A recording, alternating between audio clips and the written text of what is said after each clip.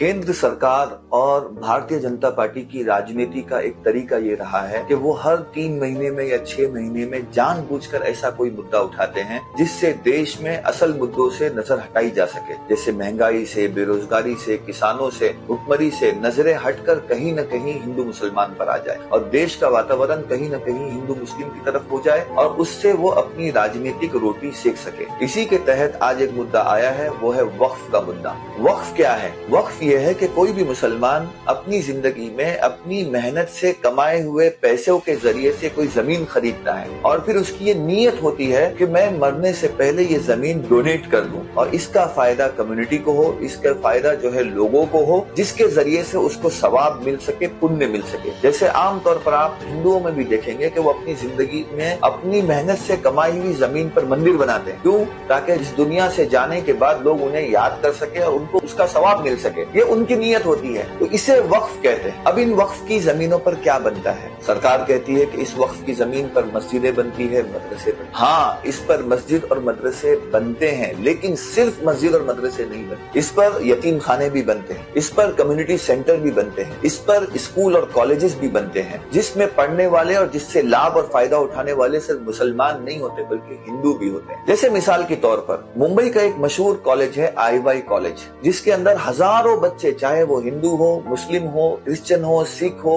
कोई भी हो, सारी कम्युनिटी के बच्चे उस IY कॉलेज में पढ़ते हैं। उसके मैनेजमेंट में कई टीचर्स हैं जो हिंदू हैं, जो वहाँ पर पढ़ाते हैं। इवन वहाँ की जो प्रिंसिपल है वो भी हिंदू है। IY कॉलेज का फुल फॉर्म क्या है आपको पता है? IY कॉलेज का फुल फॉर्म है इस्माइल यूसुफ कॉलेज। इस्माइल यूसुफ नामी एक मुस्लिम व्यक्ति ने अपनी जिंदगी में अपनी मेहनत की कमाई से एक जमीन खरीदी और उसे वक्फ की कि इस पर स्कूल बनेगा और इस पर कॉलेज बनेगा, और उस जगह पर आज स्कूल और कॉलेज बना हुआ है और हजारों संख्या में भारतीय उससे लाभ और फायदा उठा रहे हैं। जो वक्फ की लैंड है, वक्फ में अमेंडमेंट लाने का सरकार का क्या फायदा? 2 फायदे हैं। पहला फायदा ये है कि सरकार राजनीतिक रोटी सेकती है। हिंदू मुसलमान करेंगे तो उनको राजनीतिक फायदा होगा और उसका राजनीतिक लाभ वो उठाएंगे। दूसरी चीज आर्थिक फायदा, कि इसके जरिए से सरकार उन जमीनों पर नजर गाड़े हुए हैं जो कई एकड़ में, लाखों एकड़ में पड़ी हुई है और वक्फ के कानून के तहत आने की वजह से बिल्डरों के कब्जे में नहीं आ रही है। तो सरकार इन जमीनों को हत्या कर अपने बिल्डरों को देना चाहती है, अपने फंड करने वालों को आर्थिक मदद लेने के लिए उनको ये जमीनें मुफ्त में देना चाहती है। ये सरकार की 2 नीयत है। और इसका एक उदाहरण भी है, जैसे मैंने IY कॉलेज के बारे में कहा, उस IY कॉलेज की वक्फ की लैंड के ऊपर केंद्र सरकार के जो MP है उनके ऊपर कई केसेस चल रहे हैं कि उन्होंने IY कॉलेज की जमीनों पर गैर कानूनी कब्जा किया है और वो जमीनें जो है